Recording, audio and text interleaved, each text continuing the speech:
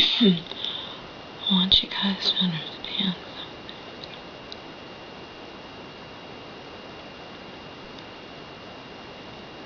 I wouldn't be talking about any of this if it hadn't, just happened right in my back door. Right, it just happened right in my backyard.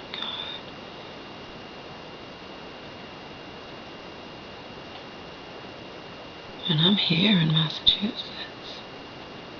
It wasn't there where, where a city had what pretty much amounted to martial law for a day. While law officials were searching for a suspected terrorist. So the normal constitutional procedures don't apply in that case, okay? I wouldn't be talking about any of this if it hadn't just happened. So I want you to know, I'm not a conspiracy theorist. I'm not a 9/11 truther. I am simply a person who will never, and has never my entire life, blindly accepted anything. So I'm aware of all this shit, okay? I'm aware of it all. But I don't go around talking about it. But I'm aware of it all because it's a part of reality. And I'm not just going to automatically,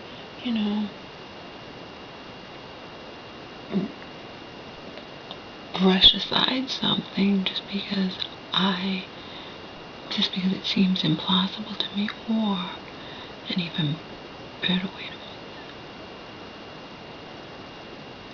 that is that I don't want to believe it. Not so much that it seems implausible, but I don't want to believe it, okay?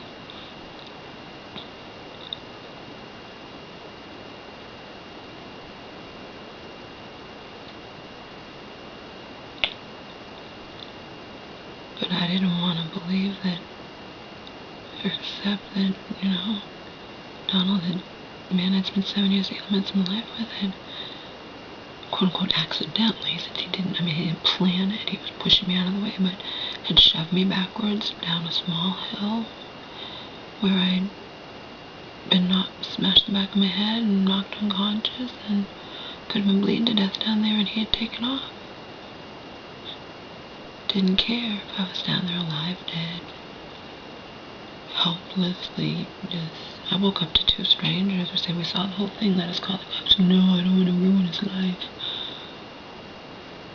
Do you know how conditioned you have to be that you are nothing, that only this person who's been abusing you for years matters, that he had just left you for possibly dead or dying at his hand, and you're going to say to 2 strangers who want to call the cops, don't call the cops, I don't want to ruin his life. And it was true, I didn't want to ruin his life. I wasn't going to be with him anymore, I was never in love with him, but he left me for possibly dead or dying, and I didn't want him to see him go to jail. Oh my God.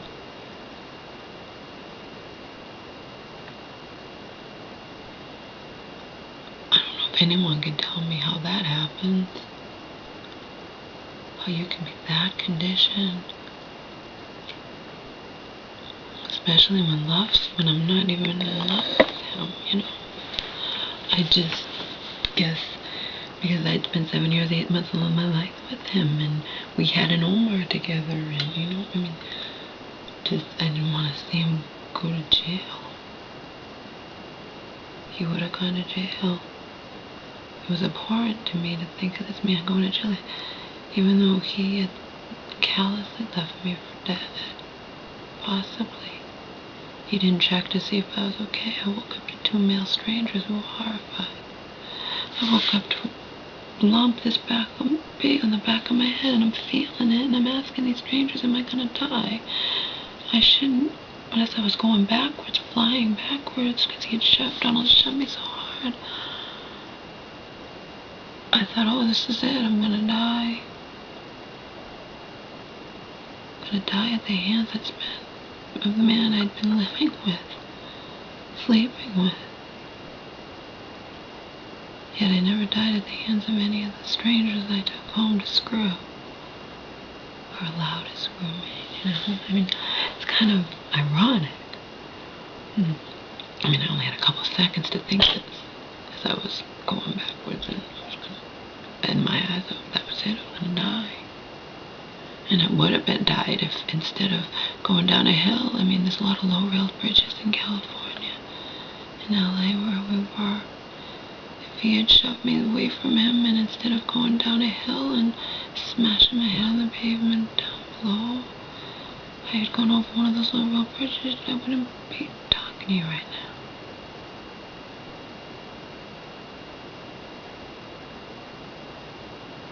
Anyway, I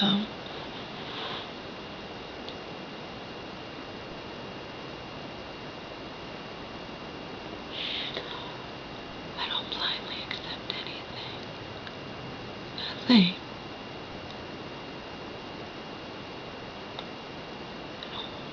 Never have, never will. That's why my mother drives me nuts, because she'll just accept anything. Can you imagine how frustrating it is for someone like me to deal with someone like her, who would periodically call me in LA and let me know, oh, by the way, Marion told me she's not after my estate, Laura. She has plenty of money of her own.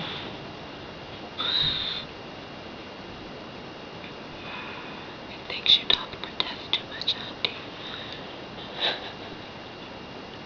Why would you even bring it up if it wasn't on your mind? You just want to drill it into the mentally ill woman's mind.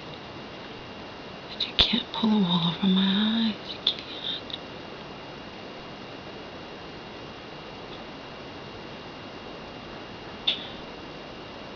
Unfortunately, I can be tricked. I mean,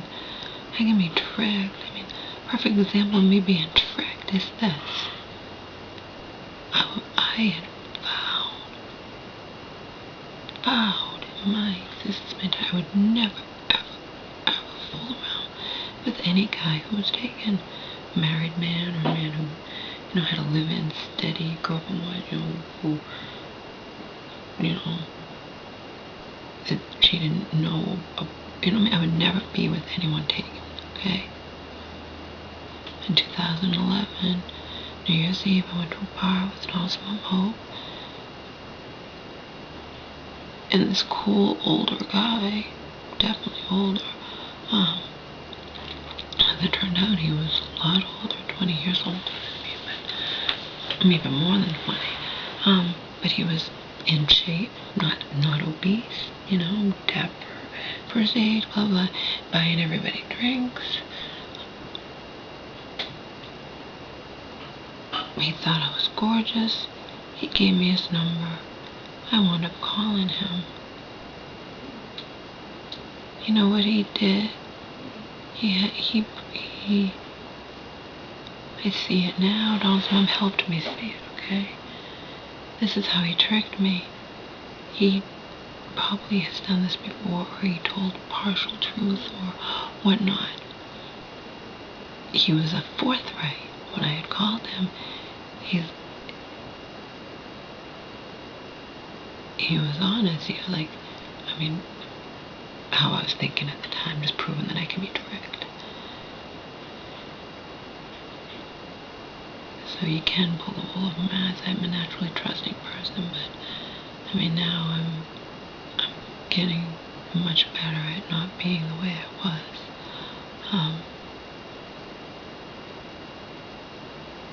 He was always forthright.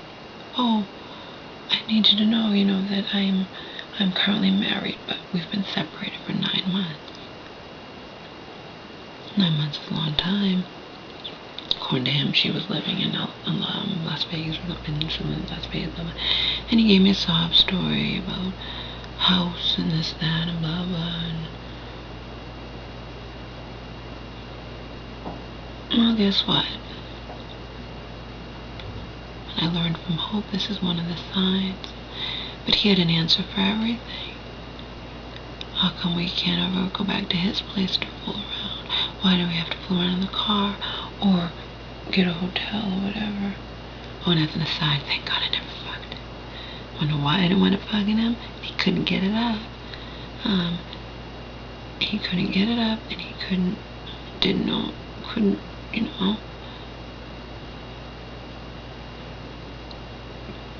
put a condom on. And my days of not using condoms and just throwing caution in the wind are over.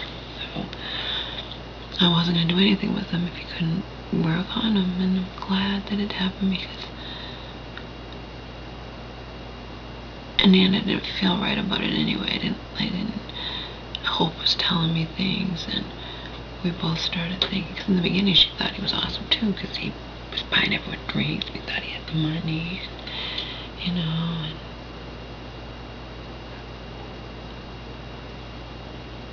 but guess what his answer was? Because I said to him, smart. Hope said to me at one point, he's like, yeah, you pissed him off, Laura, because he thought you were just a giant, beautiful doll that he could just mold however he wanted, and he found out that wasn't true. I pissed him off, I'm sure, because I'd be like, your wife's not there, why can't we go to your place? You know what his answer was? His grown daughter, who was like in her 20s, was living with him.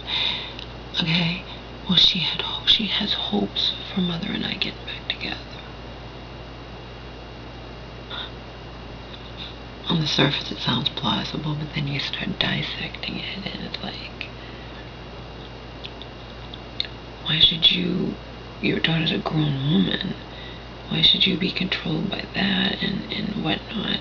And in the end I told them, I'm like, you know what, this is just not working for me. The only time I can see you, it's always an excuse where we can only see each other one night or whatnot, was, of course, he works all the time. I now believe it's all a lie. I believe he had a wife waiting at home. I thank God that we only fooled around a little bit. I won't elaborate, but he was into pleasing me, and thank God we didn't have actual sex. Even if we had, I wouldn't have been doing it knowledgeable that he had someone at home. And also he at least wouldn't have had to worry about bringing home diseases to her, because I'm clean as a baby. When I was in that shelter, I got a complete physical, I got on Mass Health, I got a complete physical, tested for every single thing imaginable. I am clean as a fucking baby, okay?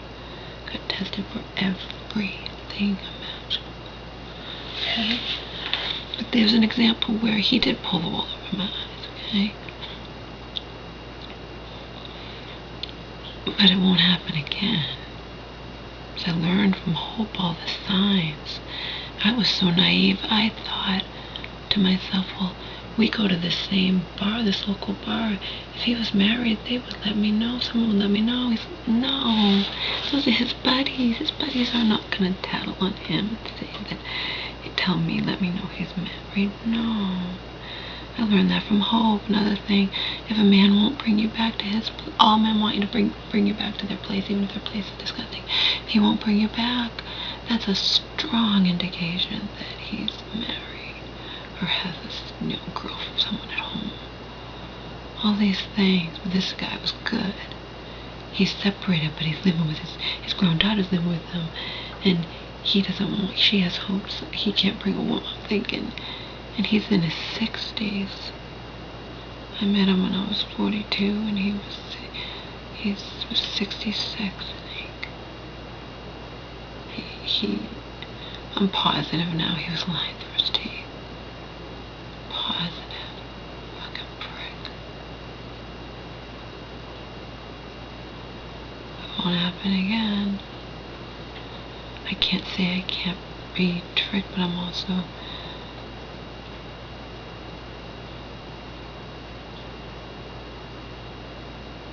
It won't happen again. The only reason I trusted him, too, is because, he'd been going to that bar for like 20 years or something, maybe more. And, Hope and I, Dog's mom and I both felt, well, he's not going to murder you, He's been going to this bar forever.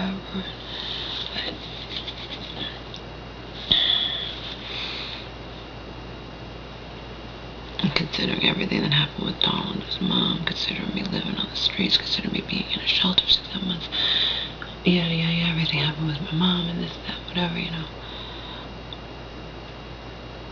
I felt really bad for the next guy who gets interested in me, because I am just so cynical, so leery, so, you know, I won't even tell anyone where I live, I won't even give anyone my phone number. I'll use star 67 and call him,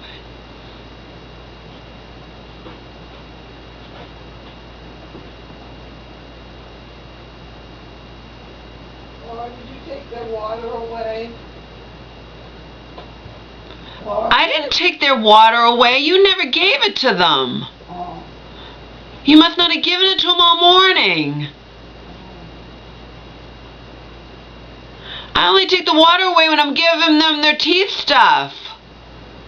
I didn't do that. I don't give it to them this early in the morning. You never gave it to them. Oh.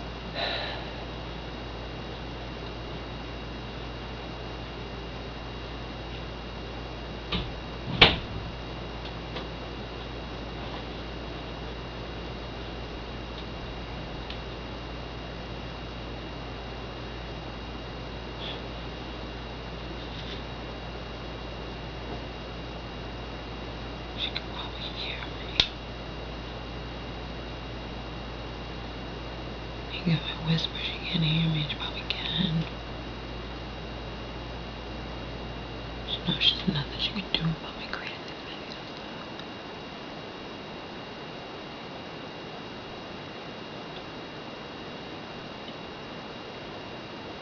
Find out. I'm gonna ask her. Like I told you, I went back to bed. Why are you guys even talking to me through the door? See what she says.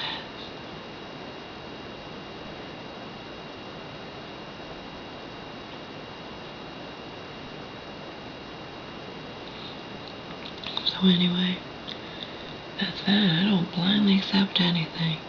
Nothing. I'm aware of a lot of shit going on in this world. I'm not gonna talk about it. I'm not gonna, you know. I'm not gonna quote unquote label myself anything. I'm just aware of it all. You know, and it all hit home with what happened this week. The Boston Marathon bombings, you know.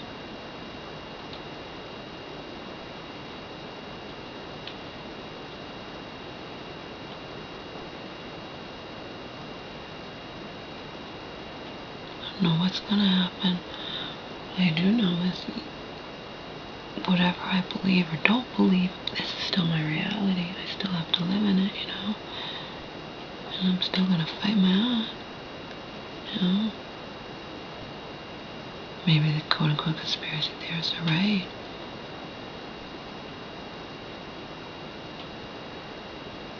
This is all government doing. They're gonna collapse the dollar.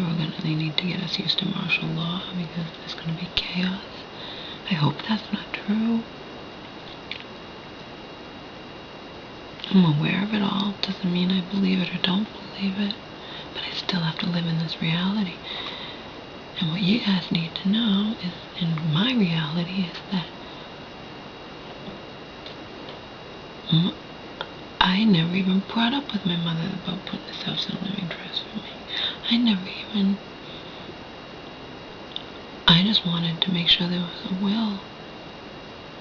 And my mom won't even ask Marion if there's a will that's supposedly in Marion's house.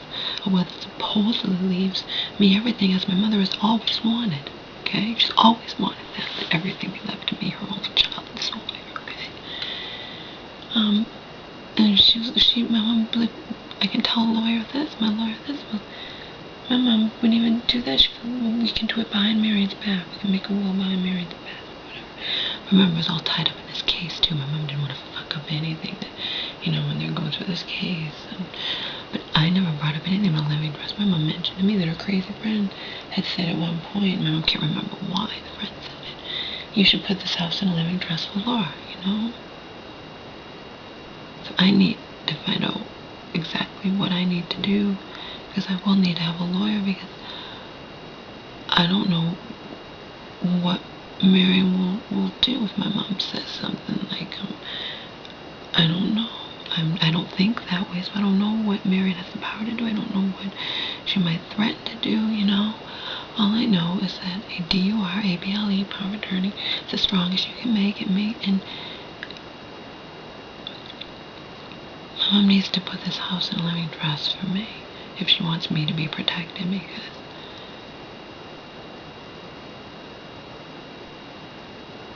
even a will, if there's a will, is not going to protect me. There's just too much Marion can do if she wants to, when she has a DUR, ABLE, power of attorney over my mother. She also has a healthcare proxy, none of which my mother even knows anything about. You ask my mom, what's the durable power of attorney? Like, I don't know. Did you get to make decisions regarding the kind of healthcare proxy, or what you want to happen in case of this, that, whatever? No. That's what would happen. That's not right. My aunt can't just declare, she did declare herself power of attorney and healthcare proxy over my mom. I'm sure the signature's on there. My mom didn't know what she was signing in the case of either document. So I need a lawyer so that when the shit hits the fan, and my mom says this stuff to Marion or whatever, it all comes out, that my lawyer can prevent Marion from doing whatever Marion might decide to do. I don't know what she can do, because I don't think that way, you know? I don't think that way. But you can't pull the wool over my eyes. And my mom wishes she could. My mom wishes that when she would call me, when she tells me even now, you know, Marion's not after my estate law, she has plenty of money of her own. I just roll my eyes, because it was Hope who taught me. I mean, I used to say the same thing when Hope said, your aunt's after your mom's estate, you know. And I'd be like, no, she doesn't need it. She has houses and cars and timeshares, and she goes on, you know, blah, blah. No, with greed, this is what Hope taught me. She's like, Laura, I've been around the block. Hope was in her 70s. She's like, with greed, it's never enough. And with my aunt, she's a control freak, too. Flames are gonna come out of her head. It's like, my mom says anything about anything. So I told my mom she has to make her decision. Unfortunately, it's a situation where she'll have to choose between her sisters and me. I'm in the right and her sister's in the wrong. And I say sisters because, you know, the aunt with cancer is going to totally back up Marion, who's been taking care of my mother all these years and this stuff. I don't care. I'm still the fucking daughter. People I've talked to, including free lawyers, you know, and my friends and whatnot, I am still the fucking daughter. Marion cannot crawl back into my mother's womb and become my mother's daughter. I am the child. And that should count in the eyes of the law, regardless of how my ignorant, completely manipulating, controlled mother feels about the situation. The fact that I'm the child should count for something.